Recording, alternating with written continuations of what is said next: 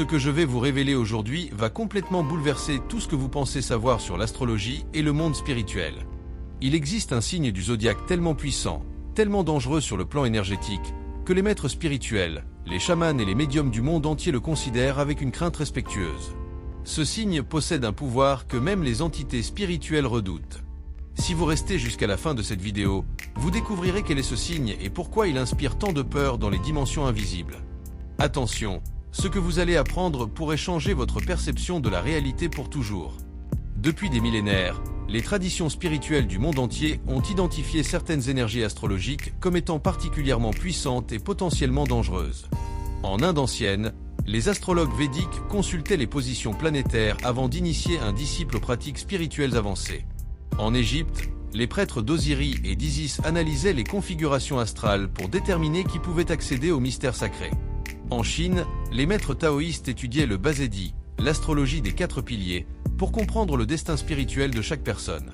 Et dans toutes ces traditions, malgré leurs différences culturelles et géographiques, un signe émerge comme le plus redouté, le plus respecté, le plus mystérieux de tous. Ce signe, c'est le Scorpion. Oui, vous avez bien entendu. Le Scorpion n'est pas simplement un signe astrologique parmi 12 autres. C'est une force primordiale, une énergie qui fait le pont entre le monde des vivants et le monde des morts, entre la lumière et les ténèbres absolues, entre la création et la destruction. Les entités spirituelles, qu'elles soient bienveillantes ou malveillantes, reconnaissent immédiatement la signature énergétique d'un Scorpion. Et cette reconnaissance provoque soit un profond respect, soit une profonde méfiance. Laissez-moi vous expliquer pourquoi. Le Scorpion est gouverné par Pluton, la planète des enfers, de la mort et de la régénération. Pluton est invisible à l'œil nu, caché dans les confins glacés du système solaire, mais son influence est absolument dévastatrice. Quand Pluton transite sur un point sensible de votre carte astrologique, votre vie peut être complètement détruite et reconstruite. C'est cette même énergie plutonienne que les Scorpions portent en eux dès la naissance. Imaginez porter en vous la force d'un cataclysme cosmique, la capacité de détruire et de recréer la réalité elle-même. C'est exactement ce que signifie être Scorpion. Dans les traditions chamaniques sibériennes, les chamans parlent des voyageurs entre les mondes, ces âmes rares qui peuvent descendre dans les royaumes inférieurs sans perdre leur santé mentale ou leur vie. Ces voyageurs sont presque toujours nés sous des configurations astrologiques similaires au Scorpion occidental. Pourquoi ? Parce que leur âme a déjà un pied dans le monde des esprits. Ils n'ont pas besoin d'apprendre à communiquer avec les morts, ils le font naturellement depuis l'enfance. Beaucoup de Scorpions vous diront qu'ils ont vu des fantômes, qu'ils ont eu des prémonitions terrifiantes, qu'ils ressentent les présences invisibles autour d'eux. Ce n'est pas de l'imagination, c'est leur réalité quotidienne. Si cette vidéo vous fascine déjà, si vous voulez comprendre les mystères profonds de l'astrologie spirituelle, abonnez-vous immédiatement à cette chaîne et activez les notifications. Chaque semaine, je partage des connaissances ésotériques que vous ne trouverez nulle part ailleurs. Et n'oubliez pas de liker cette vidéo pour que l'algorithme la montre à d'autres chercheurs de vérité comme vous. Maintenant, parlons de quelque chose que très peu de gens comprennent. Les Scorpions ne se contentent pas de percevoir le monde spirituel, ils l'influencent activement. Leur énergie émotionnelle est si intense, si concentrée, qu'elle crée littéralement des ondulations dans le plan astral. Quand un Scorpion ressent de la colère, cette colère n'est pas simplement une émotion, c'est une force magique qui peut affecter les personnes à distance. Quand un Scorpion aime, cet amour est obsessionnel, possessif, transformateur. Et quand un Scorpion hait, cette haine peut détruire des vies entières. Les praticiens de magie cérémonielle occidentale, ceux qui étudient les grimoires comme la clavicule de Salomon ou le livre d'Abramelin, savent que les opérations magiques les plus puissantes doivent être effectuées pendant la saison du Scorpion ou par des personnes nées sous ce signe. Les sorts de transformation, les rituels de nécromancie, les invocations d'entités chtoniennes, tout cela fonctionne mieux avec l'énergie scorpionique. Mais attention, ces pratiques sont extrêmement dangereuses. Un Scorpion qui s'aventure dans la magie noire sans préparation spirituelle adéquate risque d'être possédé, consumé ou détruit par les forces qu'il invoque. Dans le vaudou haïtien et les traditions afro-caribéennes, les Hungans et les Mambos, les prêtres et prêtresses du culte, reconnaissent immédiatement un Scorpion. Ces personnes sont souvent choisies par les lots, les esprits vaudous, pour devenir des chevaux, des véhicules pour la possession spirituelle. Baron Samedi, le Loa de la mort et de la résurrection, a une affinité particulière pour les Scorpions. Il reconnaît en eux des âmes sœurs, des êtres qui comprennent que la mort n'est pas la fin mais une transformation. Les textes de la Kabbale juive parlent du Sitra Akra, le côté de l'impureté, les forces démoniaques qui tentent de séduire l'humanité loin de la lumière divine. Les kabbalistes enseignent que certaines âmes sont naturellement plus exposées au citra, akra à cause de leur configuration astrologique. Le Scorpion, avec sa gouvernance de la 8e maison, la maison de la mort et de l'occulte, est particulièrement vulnérable à ces influences. Mais paradoxalement, c'est aussi le signe qui peut le mieux combattre ces forces parce qu'il les comprend intimement. Imaginez être né avec la capacité de voir dans l'obscurité, de naviguer dans les cauchemars, de danser avec les démons. C'est à la fois un don extraordinaire et une malédiction terrible. Les Scorpions vivent toute leur vie sur le fil du rasoir entre la sainteté et la damnation, entre devenir un maître spirituel illuminé ou sombrer dans la folie et la destruction. Il n'y a pas de juste milieu pour eux. Ils doivent choisir consciemment, chaque jour, d'utiliser leur pouvoir pour le bien ou pour le mal. Dans le bouddhisme tibétain, particulièrement dans les pratiques du Vajrayana, il existe des déités courroucées, des manifestations terrifiantes du divin qui représentent la transformation violente de l'ego. Mahakala, Yamantaka, Vajrakilaya, toutes ces déités féroces incarnent l'énergie du Scorpion. Elles détruisent les obstacles spirituels avec une force impitoyable. Les pratiquants avancés qui méditent sur ces déités doivent avoir une stabilité mentale extraordinaire, car ces pratiques peuvent provoquer des expériences psychologiques extrêmement intenses. Les Scorpions sont naturellement attirés par ces pratiques parce qu'elles résonnent avec leur nature intérieure. Voici quelque chose d'absolument fascinant. Dans les cercles spirites et les séances de médiumnité, les médiums expérimentés savent qu'avoir un Scorpion dans le cercle peut soit amplifier considérablement la communication avec les esprits, soit attirer des entités extrêmement puissantes et potentiellement dangereuses. L'énergie du Scorpion agit comme un aimant pour le monde spirituel. Les esprits sont attirés par leur lumière intérieure, cette flamme sombre et intense qui brûle au cœur de chaque Scorpion. Allan Kardec, le fondateur du spiritisme, bien qu'il n'ait pas explicitement écrit sur l'astrologie, a documenté de nombreux cas de médiums ayant des capacités extraordinaires. Si on analysait leurs cartes astrales, on trouverait probablement une forte présence scorpionique ou plutonienne. La capacité de communiquer avec les morts n'est pas donnée à tout le monde. Elle exige une constitution psychique particulière, une absence de peur face à l'inconnu, une fascination pour les mystères de l'au-delà. Toutes ces qualités définissent le Scorpion. Partagez cette vidéo avec tous ceux qui s'intéressent à la spiritualité, à l'astrologie, aux mystères de l'existence. Cette information doit circuler librement. Plus nous comprenons les forces qui nous habitent, plus nous pouvons les maîtriser et les utiliser pour notre évolution. Et si vous apprenez quelque chose de précieux aujourd'hui, montrez votre appréciation avec un like. Maintenant, abordons un aspect encore plus profond et troublant. Les Scorpions ont la capacité de lire les pensées et les intentions des autres avec une précision effrayante. Ce n'est pas de la télépathie au sens traditionnel, c'est plutôt une lecture énergétique instantanée. Quand vous êtes en présence d'un Scorpion éveillé spirituellement, il peut sentir vos mensonges, vos peurs cachées, vos désirs inavoués. Il voit à travers tous les masques sociaux que vous portez. Cette capacité fait du Scorpion un thérapeute extraordinaire, un psychologue né, mais aussi un adversaire redoutable.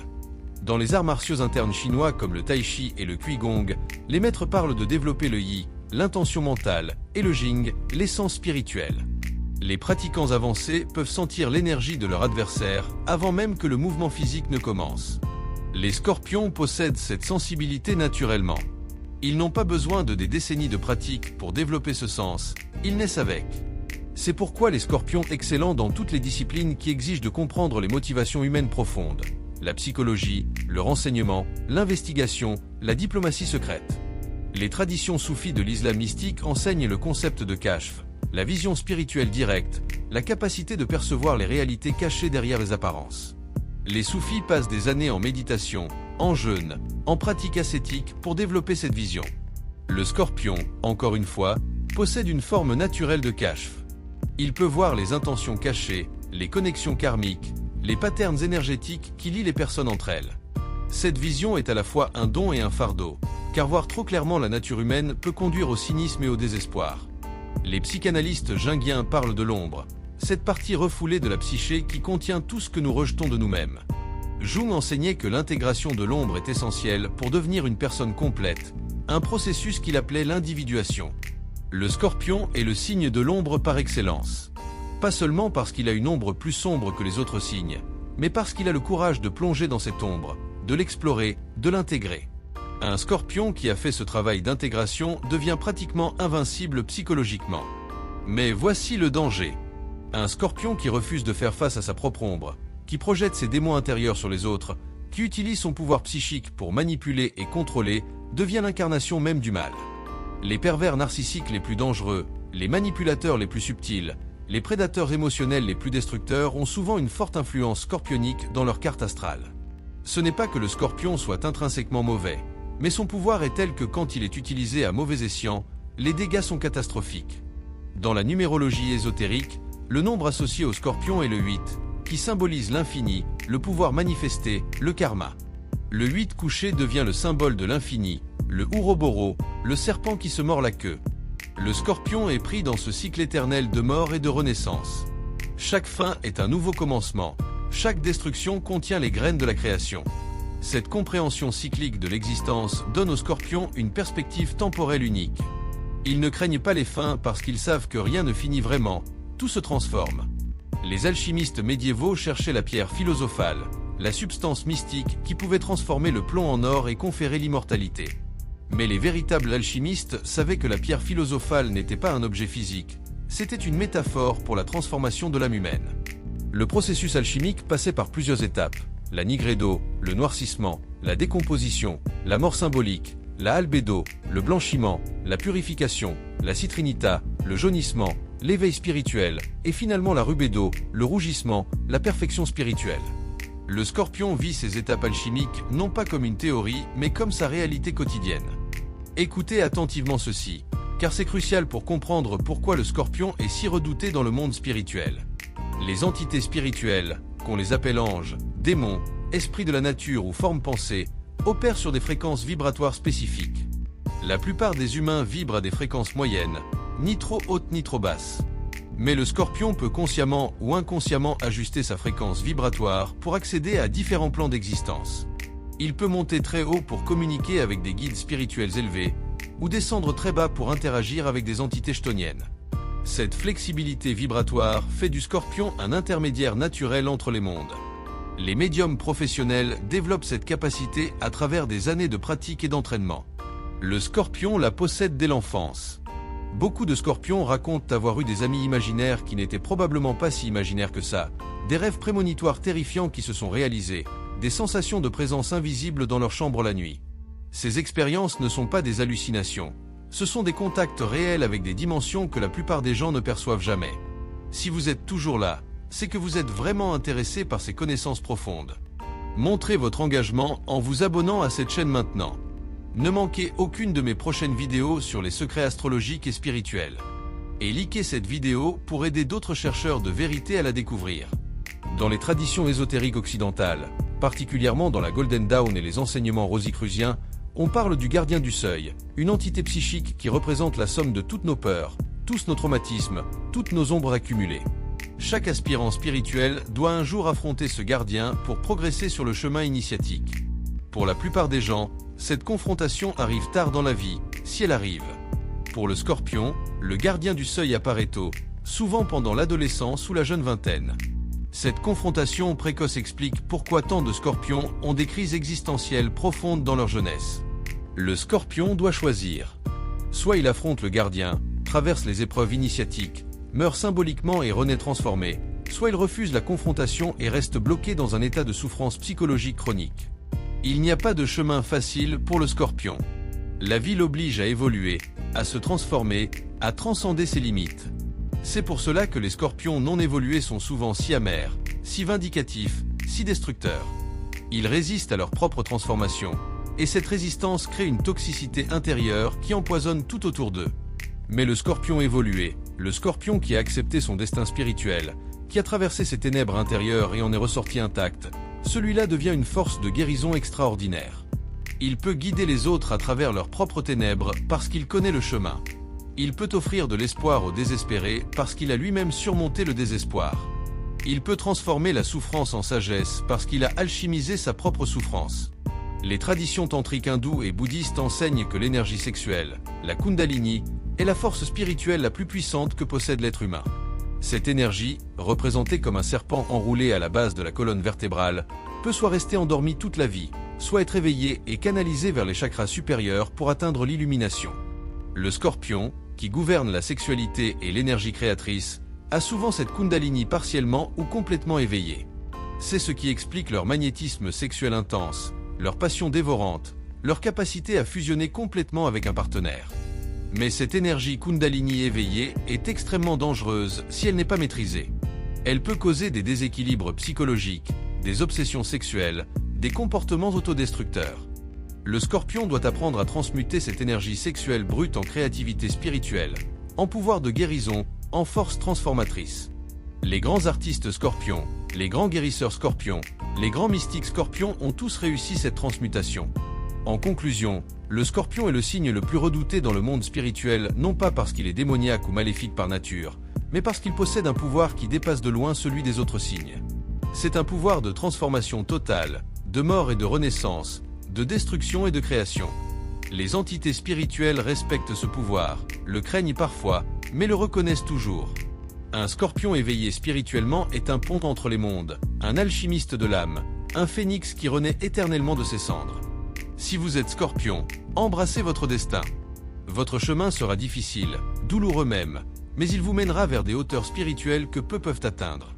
Si vous avez des Scorpions dans votre vie, respectez leur profondeur, honorez leur intensité et ne sous-estimez jamais leur pouvoir.